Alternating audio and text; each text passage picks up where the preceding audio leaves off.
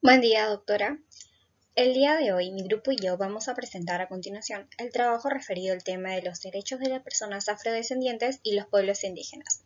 Y para ello vamos a abordar una serie de puntos. Para poder abordar el tema, lo hemos dividido de la siguiente forma: en población afrodescendiente, pueblos indígenas y en un enfoque de derecho. En las dos primeras se abordarán el origen o historia, cómo es que estas poblaciones obtuvieron sus derechos con el pasar del tiempo, y se verá una serie de normativas tanto nacional como internacional. Bueno, la que les habla es Eliane Yalud Chávez Villalobos y voy a empezar con las poblaciones afrodescendientes. Empezaré con los antecedentes. Eh, para empezar, el máximo representante de la lucha por la paz y los derechos humanos es Nelson Mandela. Hizo lo imposible para juntar a negros y blancos para que puedan convivir en paz dentro del territorio sudafricano. Él luchó contra uno de los crímenes de lesa humanidad, el apartheid. Según la ACNUR, la Agencia de la ONU para los Refugiados, durante el tiempo del apartheid en Sudáfrica, la minoría blanca que gobernaba el país impulsó una política de segregación racial que privaba al 80% de su población de raza negra de los derechos humanos más básicos como el derecho al voto, hecho que hizo que se levantaran movimientos en contra de esta ley, teniendo como líder a Nelson Mandela. A nivel general, este término de afrodescendiente se introdujo en la Conferencia Mundial de la Organización de las Naciones Unidas. Esta terminología tiene la finalidad de identificar a las personas de ascendencia africana nacidas en el continente americano. Así podemos introducirnos en lo que es en el continente americano. En Estados Unidos podemos apreciar uno de los más grandes movimientos promovidos por esta población, el movimiento por los derechos civiles, y teniendo como uno de los más grandes activistas a su representante Martin Luther King Jr., quien lideró el movimiento de defensa de derecho al voto, al trabajo digno y a la libertad para los afroamericanos, impulsando a que el Congreso apruebe la ley de los derechos civiles. Otra de sus representantes es Rosa Parks, quien se convirtió en un símbolo de la lucha y ejemplo de lucha pacífica con un simple gesto, el no ceder su asiento a una persona blanca.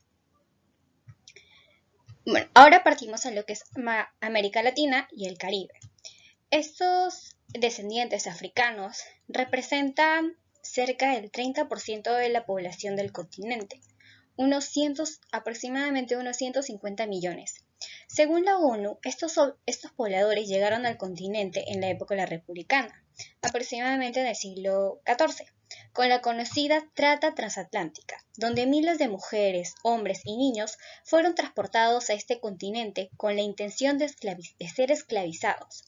Según el profesor Carlos Agudelo, en el continente se hicieron más movimientos de aspectos políticos, tomando como ejemplo la creación de este partido independiente de color, dado en Cuba.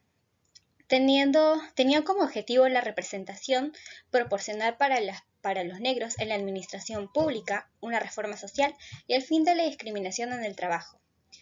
Desde ese entonces hasta el día de hoy, la población vive en una lucha constante por el respeto de sus derechos y sobre todo una lucha contra la discriminación racial. Continuando con el siguiente punto, vemos lo que es la normativa internacional. En esta población gozan de todos los derechos y libertades reconocidos por sus instrumentos internacionales aprobados en el Sistema Universal de Protección de Derechos Humanos. En Latinoamérica lo llamamos en el Sistema Interamericano de los Derechos Humanos. Como uno de los primeros puntos, tenemos a la Declaración Universal de Derechos Humanos, dado en 1948, en sus artículos 1 y 2, donde menciona la igualdad. Explícitamente se infiere de esta la prohibición de la discriminación. Del mismo modo se puede apreciar en el Pacto Internacional de Derechos Civiles y Políticos y en el Pacto Internacional de Derechos Económicos, Sociales y Culturales. Otro de los convenios podemos ver que es el convenio 111 de la OIT sobre la discriminación, dado en 1958. Fue uno de los primeros dispositivos en abordar en su normativa, aunque de forma específica, referente a la discriminación en el entorno laboral. Sin embargo, la Convención Internacional sobre la Eliminación de todas las formas de discriminación racial, dado en 1965, fue clave para la eliminación de la discriminación racial. También hay otros instrumentos relacionados con la prohibición de la discriminación racial y la protección de la minoría. que son la Convención Internacional sobre la Eliminación de todas las formas de discriminación racial, la ICERD, y la Comisión Interamericana sobre el Racismo, la Discriminación Racial y formas conexas de intolerancia. En este sentido, el Estado, perteneciente a cualquiera de los tratados o convenios, se encuentra sujeto a la obligación de generar condiciones de igualdad para todas las personas, sin distinción alguna, así como estar dispuesto a ser fiscalizado por cualquiera de esas comisiones creadas con estos propósitos. A continuación, mi compañero Brandon Liu Rivera les explicará sobre la normativa nacional. A modo de conclusiones, tenemos estos siguientes 5 puntos.